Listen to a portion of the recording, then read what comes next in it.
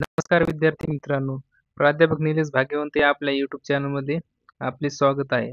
तर बघा विद्यार्थी मित्रांनो, या व्हिडिओमध्ये आपण आज 12वी OCMच्या चॅप्टर 2 ला सुरुवात करणार आहेत. म्हणजेच फंक्शन्स ऑफ मॅनेजमेंट, व्यवस्थापनाची कार्ये कोणकोणती आहेत, त्या चॅप्टरला आपण सुरुवात करणार आहे. तर या व्हिडिओच्या माध्यमातून आपण व्यवस्थापनाचं पहिलं कार्य म्हणजेच प्लॅनिंग, नियोजन म्हणजे काय, नियोजनाचा अर्थ काय आहे, त्याचे महत्त्व व्यवस्थापनामध्ये काय आहे ते या व्हिडिओच्या माध्यमातून आपण आज शिकणार आहोत. चला तर मग सुरू करू आजच्या आपल्या या व्हिडिओ लेक्चरला. तर बघा विद्यार्थी मित्रांनो, काय आहे प्लॅनिंग? नियोजन काय असते? कशाला आपण नियोजन म्हणतो? एखादी व्यावसायिक संस्था असेल, बिझनेस असेल, तर त्यांना नियोजन करणं का गरजेचं आहे? कशाला आपण नियोजन म्हणतो? तर बघा नियोजनाचा अर्थ काय आहे? Planning is the basic function of management. Every function of management is based on planning. It includes deciding the things to be done in advance. तर बघा काय सांगितलं आहे की प्लॅनिंग काय आहे? बेसिक फंक्शन आहे. कसं आहे? व्यवस्थापनाचं मूलभूत कार्य आहे नियोजन हे. तर प्रत्येक जे काही व्यवस्थापक आहे आणि व्यवस्थापन आहे, तर जे काही व्यवस्थापनाचे सर्व जे काही कार्य आहे, तर ते कशावर आधारित असतात? प्लॅनिंगवर आधारित असतात. जर आपण प्लॅनिंगच केली नाही, तर समोरचे जे काही आपल्याला व्यवस्थापन करायचे ते करता येत नाही. म्हणून अगोदर आपल्याला काय करणं गरजेचं असतं? प्लॅनिंग करणं गरजेचं असतं. म्हणून काय सांगितलं आहे? Every function of management is based on planning. तर कशावर अवलंबून असते? प्रत्येक व्यवस्थापनाचे कार्य प्लॅनिंगवर अवलंबून असते. It includes deciding the things to be done in advance. तर काय म्हणजे त्याचा अर्थ काय प्लॅनिंगचा? की deciding the things to be done in advance म्हणजे काय आपल्याला करायचं आहे भविष्यामध्ये त्याचं काय करायचं?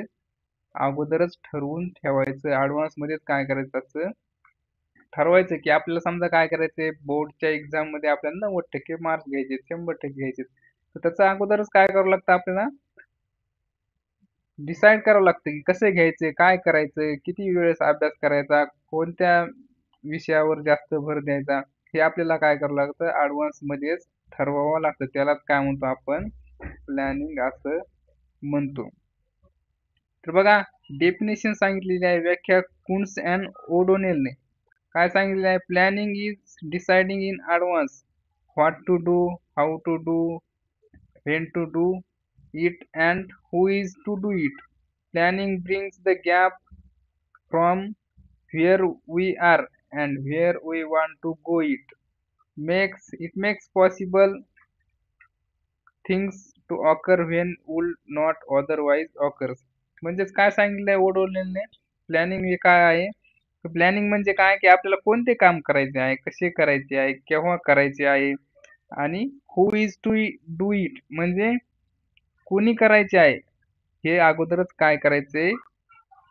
ठरवायचं आहे. त्यालाच काय म्हणतो आपण? प्लॅनिंग असं म्हणतो. मग प्लॅनिंग काय करते? Bridges the gaps from where we are and where we want to go. आपल्याला कुठं आपण सध्या आता कुठं आहेत आणि आपल्याला कुठं जायचं आहे, त्यामधला जो काही गॅप आहे, अडथळा आहे, तो दूर करण्याचं काम, तो अंतर कमी करण्याचं काम कोण करते? प्लॅनिंग करते. मग यामधून काय होते?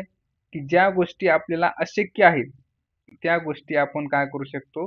शक्य करू शकतो. कशाच्या सहाय्याने? प्लॅनिंगच्या सहाय्याने. म्हणजे थोडक्यात सांगायचं म्हणजे काय? प्लॅनिंग म्हणजे काय? की आपल्याला भविष्यामध्ये काय करायचं ते अगोदरच आपण काय करायचं? त्याचं नियोजन करून ठेवायचं. त्याचं व्यवस्थित एक प्लॅन तयार करून ठेवायचा. त्यालाच काय म्हणतो आपण? प्लॅनिंग असं म्हणतो. म्हणजे काय करायचंय आपल्याला ते आधीच आपण ठरवायचं आणि त्याच्यानुसार काय करायची? तार्किक विचार करून तर्कशुद्ध निर्णय घेऊन काय करायचे? त्याच्यावर काम करायचं. त्यालाच काय म्हणतो आपण? प्लॅनिंग असं म्हणतो. आता जी काही व्यवसाय संघटना आहे तिथे जे काही उद्दिष्टे पूर्ण करायची असतात त्यांना, तर ते उद्दिष्टे पूर्ण करण्यासाठी त्यांना वेगवेगळ्या टेक्निकचा यूज करावं लागतं. मग त्यासाठी काय करावं लागतं त्यांना? योग्य नियोजन करावं लागतं. जर त्यांनी योग्य नियोजन नाही केलं आणि त्याचं प्रभावीपणे त्या संस्थेमध्ये मॅनेजमेंटमध्ये जर अंमलबजावणी केली नाही, तर ती संस्था त्यांचं जे काही ध्येय आहे, उद्दिष्ट आहे ते योग्य प्रकारे साध्य करू शकत नाही. म्हणूनच प्लॅनिंग काय? बेसिक फंक्शन आहे मॅनेजमेंटचं. आणि जे काही त्याच्यानंतर जे ऑर्गनायझिंग, स्टाफिंग, कोऑर्डिनेटिंग हे काही फंक्शन्स आहेत ते सगळे कशावर डिपेंड आहे? प्लॅनिंगवर डिपेंड आहेत. म्हणजे मॅनेजमेंट कुठून सुरू होते? प्लॅनिंग पासून सुरू होत आहे आणि मॅनेजमेंटचा शेवट कुठं होतो? कंट्रोलिंग पाशी होतो. म्हणजे प्लॅनिंग पासूनच काय होतात? सर्व व्यवस्थापनाची कार्य सुरू होतात. तर बघा विद्यार्थी मित्रांनो, अशा प्रकारे आपण प्लॅनिंगचा अर्थ आणि व्याख्या या ठिकाणी शिकलेलो आहोत. त्यानंतर आपण बघू प्लॅनिंगचे महत्त्व काय आहे? व्यवस्थापनामध्ये प्लॅनिंग का गरजेचे आहे? हे कार्य करणं का गरजेचं आहे? कशामुळं महत्त्वाचं ते आपण या पॉइंटच्या आधारे शिकू आता. त्यानंतर बघा पहिलं दिलेलं आहे how helps to set clear objective. पहिलं महत्त्व काय आहे प्लॅनिंगचं? स्पष्ट उद्दिष्टे निर्धारण करण्यास काय करते? मदत करते. आता व्यावसायिक संस्थेला काय आहे? त्यांचं उद्दिष्ट काय आहे? त्या उद्दिष्टानुसार काम करण्यासाठी, निर्धार करण्यासाठी, डिसिजन घेण्यासाठी काय करते? प्लॅनिंग मदत करते. Planning is concern with setting objective, targets and formulating plans to achieve them. काय करते प्लॅनिंग? प्लॅनिंग कशाशी संबंधित आहे की जे काही नियोजन आहे ते ध्येय उद्दिष्टे ठरविणे व ती साध्य करण्यासाठी काय एक प्लॅन तयार करणे, नियोजन तयार करणे, योजना आखणे याच्याशी संबंधित काय आहे? प्लॅनिंग आहे. मग यामुळे काय होतं? जो काही व्यवस्थापक आहे त्याला संघटनेची जी काही सद्य परिस्थिती आहे, it helps manager to analyse the present condition of organisation and on that basis to identify the ways of attaining the desire position in future. तर काय करते मग प्लॅनिंग? त्या मॅनेजरला, व्यवस्थापकाला मदत करते की सध्या आपण कोणत्या कंडिशन मध्ये आहेत आणि आपल्याला भविष्यामध्ये फ्युचरमध्ये कोणत्या कंडिशनला पोहोचायचं आहे. म्हणजे आपली कंपनी, आपली संस्था कोणत्या लेवलला आहे आणि आपल्याला कोणती लेवल गाठायची आहे ते फिक्स करण्यासाठी, आयडेंटिफाय करण्यासाठी, ओळखण्यासाठी काय करते? प्लॅनिंग मदत करते. म्हणजेच जे काही ऑब्जेक्टिव्ह आहे, आपलं ध्येय आहे. आता एका विद्यार्थ्याचं ध्येय काय आहे? जास्तीत जास्त पर्सेंटेज घ्यायचे. तर मग ते पर्सेंटेज समोर ठेवून त्याला काय करावं लागतंय? प्लॅन करावा लागतो. त्यासाठी काय करते? प्लॅनिंग मदत करते. त्यानंतर दुसरं महत्त्व आहे प्रोव्हाइड्स पाथ ऑफ ॲक्शन. काय करते? दिशादर्शन करण्याचं काय करते? काम करते प्लॅनिंग. कशी करते बघा? प्लॅनिंग इन्शुअर्स काय करते? Planning इन्शुअर्स that the goals or objectives are clearly stated. They act as guide and they provide direction for doing the right things at the right time with right way. It helps employees to know what organization has to do and what they must do for achieving the goals. तर काय करते? Planning त्याचे जे काय objective आहे ते clearly set करण्यासाठी काय करते? मदत करते. आणि जे काही ध्येय उद्दिष्टे आहेत स्पष्टपणे नमूद करण्यासाठी मदत करते. जी काही मार्गदर्शक म्हणून ती काय करते? प्लॅनिंग त्या व्यवस्थापकाला, समोरच्या जे काही फंक्शन्स आहेत त्या फंक्शन्सला एक मार्गदर्शक म्हणून काय करते? प्लॅनिंग काम करते. म्हणजे काय योग्य वेळी, योग्य मार्गाने आणि योग्य गोष्टी करण्यासाठी काय करते? प्लॅनिंग मदत करते. यामुळे काय होतं? कामगार संघटनेला असेल नक्की काय करायचं आहे, नेमकं काय करायचं आहे काम आपल्याला ते स्पष्ट होण्यासाठी काय करते? प्लॅनिंग मदत करते. नेमकं आपण काय करायचंय, कसं करायचंय आणि कधी करायचंय हे समजण्यासाठी काय होते? प्लॅनिंग मदत करते. समजा एखाद्या आपल्या कामगाराला आपण म्हणलं जाय काम कर, तर काय करणार तो? काम जाणार आणि कन्फ्युजन मध्ये पडणार की नेमकं करायचं काय. मग प्लॅनिंग काय करते? त्याला एक दिशा दर्शन देण्याचं काम करते. जर आपण त्याला एक प्लॅन दिला, ह्या ठिकाणी जाऊन अशा प्रकारे काम करतो, मग तो काय करणार? सिस्टमॅटिकली ते काम नियोजनाने पूर्ण करेल. अशा प्रकारे काय करते? प्लॅनिंगचं महत्व आहे की प्रोव्हाइड्स पाथ ऑफ ऍक्शन. त्यानंतर 3 नंबरचा आहे प्लॅनिंग इम्प्रूव्ह परफॉर्मन्स. कार्यक्षमते पण काय करते? प्लॅनिंग वाढ करते. कशी वाढ करते? It helps managers to improve future performance of employees by establishing objectives and selecting a course of action. काय करते? मॅनेजरला मदत कशासाठी करते? की कर्मचाऱ्यांची भविष्यातील कामगिरी सुधारण्यासाठी काय करते? मदत करते. पण कशी कामगिरी सुधारली जाते? की कर्मचाऱ्याला योग्य वेळी काय करायचे? मार्गदर्शक सूचना द्यायच्या आणि त्या सूचनेनुसार काय करायचं? त्यांना त्यांच्याकडून काम करून घ्यायचं.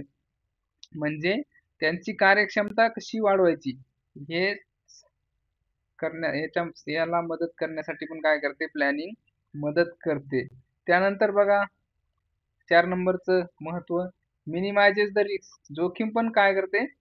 कमी करते. जे काही जोखीम उद्भवणार आहेत, निर्माण होणार आहेत संस्थेमध्ये, बिझनेसमध्ये, ते जोखीम कमी करण्यासाठी पण काय करते, प्लॅनिंग मदत करते. By deciding in advance the task to be perform, planning shows the way to deal with changes and uncertain events. It minimizes the risks of future or uncertainties of future. आता जर आपण advance मध्ये जर भविष्यात आपल्याला काय करायचं, जर आपण ठरवलं तर काय होणार, ज्या नुकसान आपलं भविष्यामध्ये होणार आहे, जी रिस्क आपल्याला मिळणार आहे, त्या रिस्क पासून आपण काय करू शकतो, वाचू शकतो आणि जोखीम कमी करू शकतो.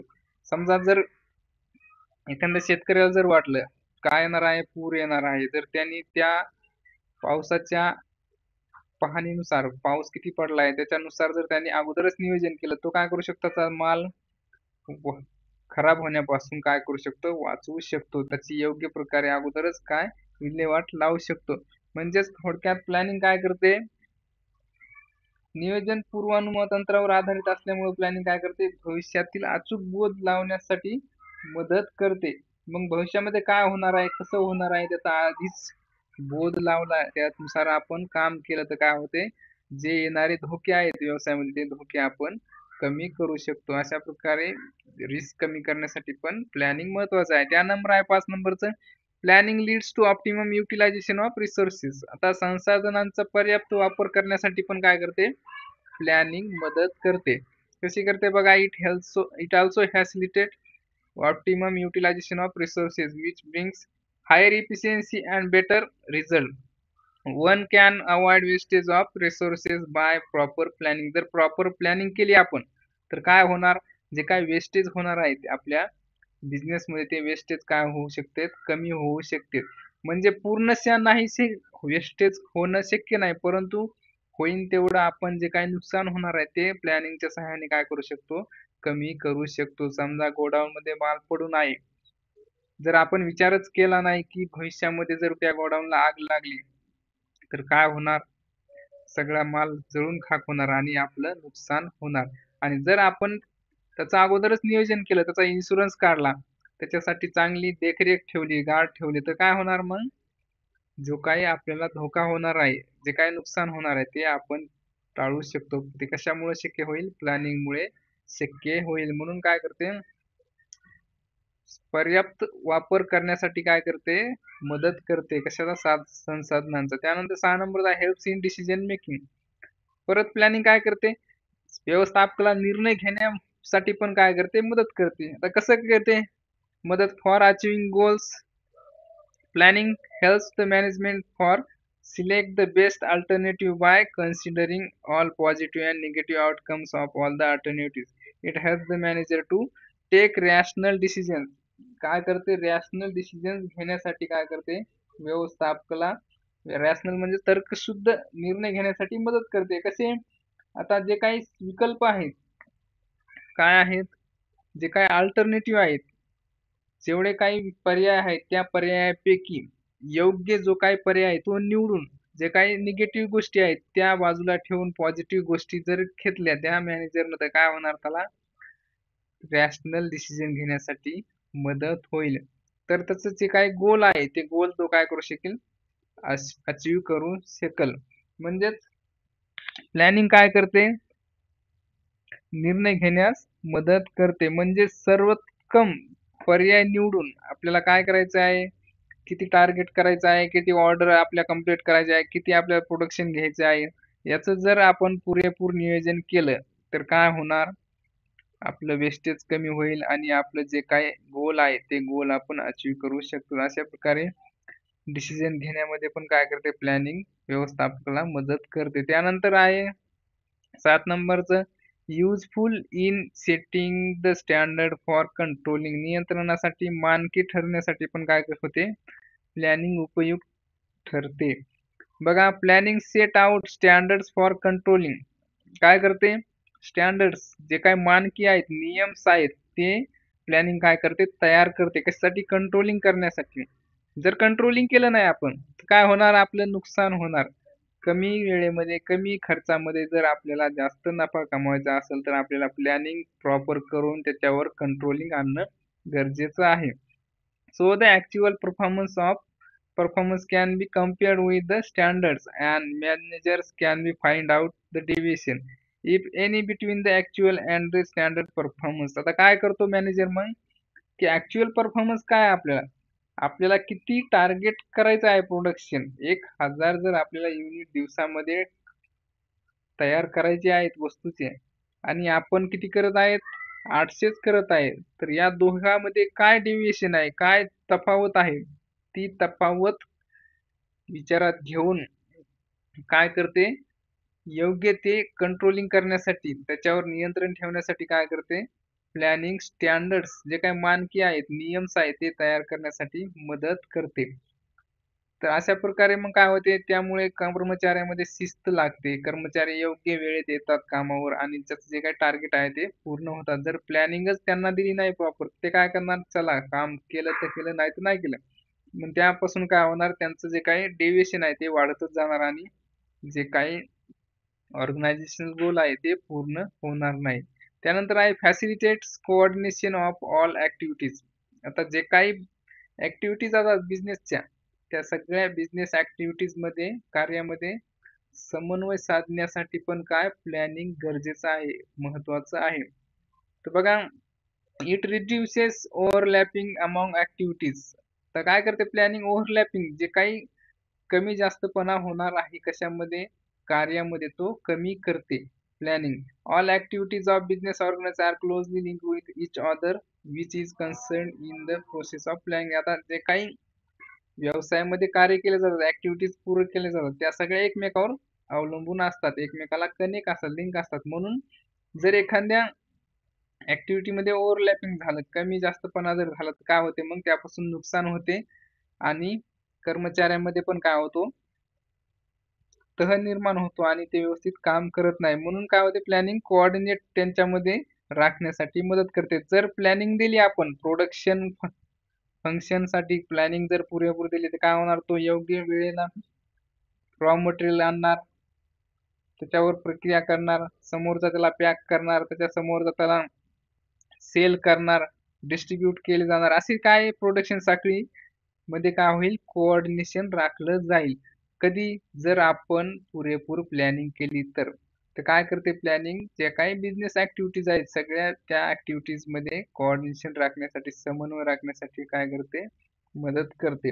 त्यानंतर 9 नंबरचा आहे फॅसिलिटेट्स अदर मॅनेजमेंट फंक्शन्स. आता अदर जे काही इतर फंक्शन्स आहेत मॅनेजमेंटचे, प्लॅनिंग पासून समोरचे काय काय, organisation, staffing, cooperating, directing, controlling, हे सगळे जे काही फंक्शन्स आहेत ते कशावर डिपेंड असतात, प्लॅनिंग वर डिपेंड असतात. जर आपण पुरेपूर प्लॅनिंग केली नाही तर त्या फंक्शन कडे जायचा विषयच येत नाही.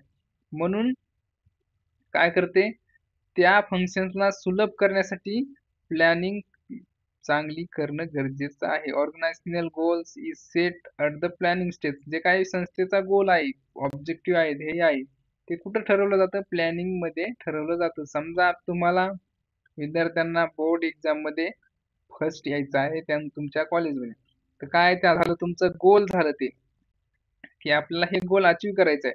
मग त्यानुसार तुम्ही काय करणार, प्लॅनिंग करणार. आणि जर तुमचा प्लॅन रेडी नसेल, unless the plan is ready, other management functions such as organizing, staffing, etc. cannot be undertaken. Thus planning facilitates all other functions of management. जर तुमच्याकडे प्लॅनच नसेल, तुम्हाला काय करायचंय, काय ध्येय आपल्याला तुम्हाला गाठायचे, जर प्लॅनच नसेल तर त्या समोरच्या फंक्शन्स काय करणार तुम्ही. जर प्लॅनच नसेल तुम्हाला, तर तुम्ही अभ्यास कसा करणार. जर टार्गेट असेल काहीतरी, फर्स्ट यायचं, सेकंड यायचं, त्यानुसार तुम्ही काय करणार, काम करणार. म्हणजेच संस्थेमध्ये काय होणार, जर प्लॅन असेल तर त्यानुसार समोरचे ऑर्गनायझेशन फंक्शन्स काय करणार, सुलभतेने काम करतील. अशा प्रकारे प्लॅनिंग काय करते, जे काही इतर फंक्शन्स आहेत मॅनेजमेंट, त्यांच्यामध्ये सुलभता आणण्यासाठी मदत करते. त्यानंतर आहे प्रमोट्स इनोव्हेटिव्ह आयडियाज.